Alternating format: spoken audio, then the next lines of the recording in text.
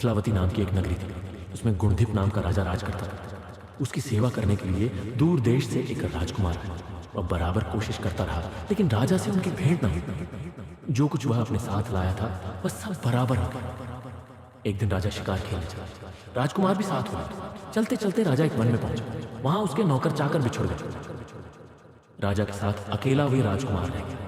उसने राजा को रोका। राजा ने उसकी ओर देखा तो पूछा, तू इतना कमजोर क्यों हो रहा है? उसने कहा, इसमें मेरे कर्म का दोष है। मैं जिस राजा के पास रहता हूं वह हजारों को पालता है, पर उसकी निगाह मेरी ओर नहीं जाती। राजन, बातें आदमी को हल्का करता। खोटे नर के तर्क, बिना कारण हासिल, स्त्री से विवाह, असज्जन स्वामी की सेवा, गधे की सवारी और बिना संस्कृत की भाषा। और हे राजा, ये 5 चीजें आदमी के पैदा होते ही विधाता उसके भाग्य में लिख देता है। आयु, कर्म, धन, विद्या और यश। राजन, जब तक आदमी का पुण्य उदय रहता है तब तक उसके बहुत से दास रहते हैं। जब पुण्य घट जाता है तो भाई भी बैरी हो जाते हैं। एक बात है, स्वामी की सेवा अकारक नहीं जाती, कभी न कभी फल मिल ही जाता है। यह सुन राजा के मन पर उसका बड़ा असर। कुछ समय घूमने घामने के बाद वे नगर में लौट आए।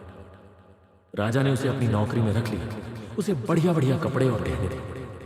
एक दिन राजकुमार किसी काम से कहीं गया। रास्ते में उसे देवी का मंदिर मिला।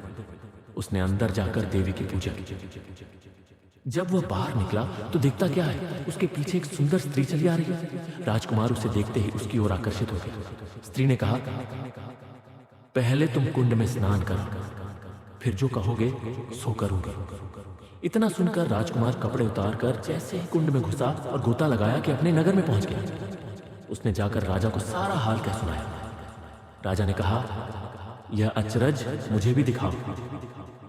दोनों घोड़ों पर सवार होकर देवी के मंदिर पर आए। अंदर जाकर दर्शन किए और जैसे ही बाहर निकले कि वह स्त्री प्रकट हो गई। राजा को देखते ही बोले, महाराज, मैं आपके रूप पर मुग्ध हूं। आप जो कहेंगे वही करूंगा।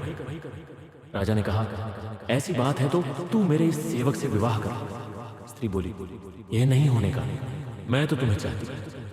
राजा ने कहा, सज्जन लोग जो कहते हैं उसे निभाते हैं, तुम अपने वचन का पालन करो। इसके बाद राजा ने उसका विवाह अपने सेवक से करा दिया। इतना कहकर बेताल बोला, हे राजा, यह बताओ कि राजा और सेवक दोनों में से किसका काम बड़ा? राजा ने कहा, नौकर का। बेताल ने पूछा, सो कैसे? राजा बोला, उपकार करना राजा का तो धर्म ही था, इसलिए उसके उपकार करने में कोई खास बात नहीं।